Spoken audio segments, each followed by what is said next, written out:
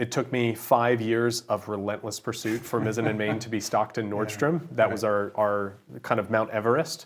And I remember every aspect of that journey of getting in there. Once we got in, it was an absolute tear. We went from 0 to over 100 Nordstrom doors in 16 months. Wow. And became a category king for them. And so with Babylist, for us right now, it's all about exposure. We just need people to know that what we are selling exists.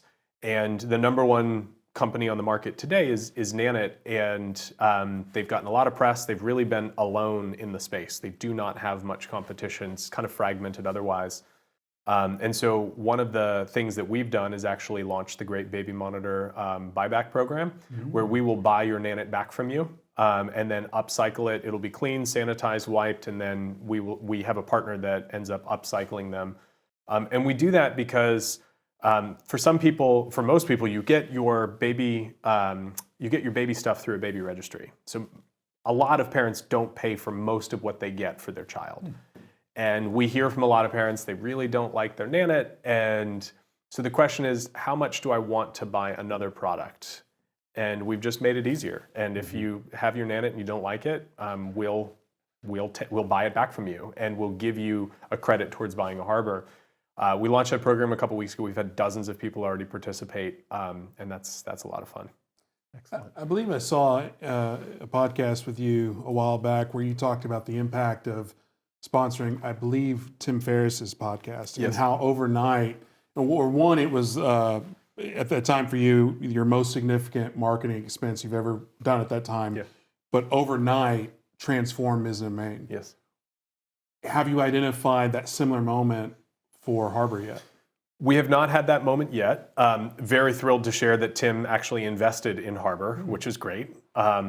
Tim, as an endorser of the product, doesn't necessarily fit because he doesn't have kids. But having him actually invest in Harper was amazing.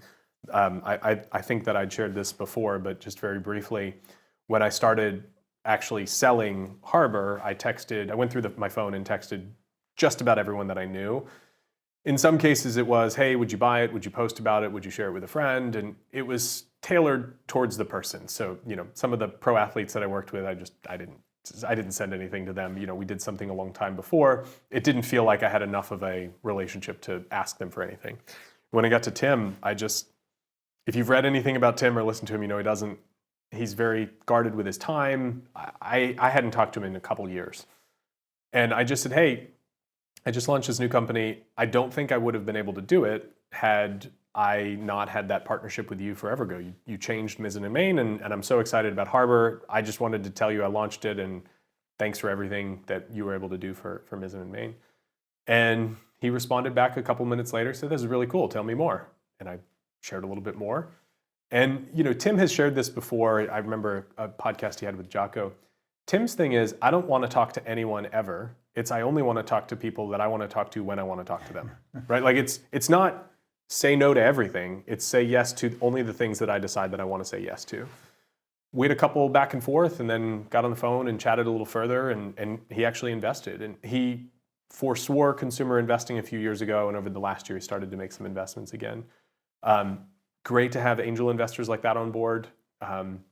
When he invested, he was appropriately blunt and said, what are your expectations of me as an investor? I said, about zero. Like, you're investing, thank you. Yeah. He said, good, I just want to make sure you're not expecting me to just talk about you all the time, because he's invested in hundreds of companies. And I think he said something along the lines of if I only posted about the companies I was invested in, I would never post anything else. And I'm just thrilled to have him as an investor, and he knows, and it's been a very transparent thing. I get to say he's an investor, and that's a good thing.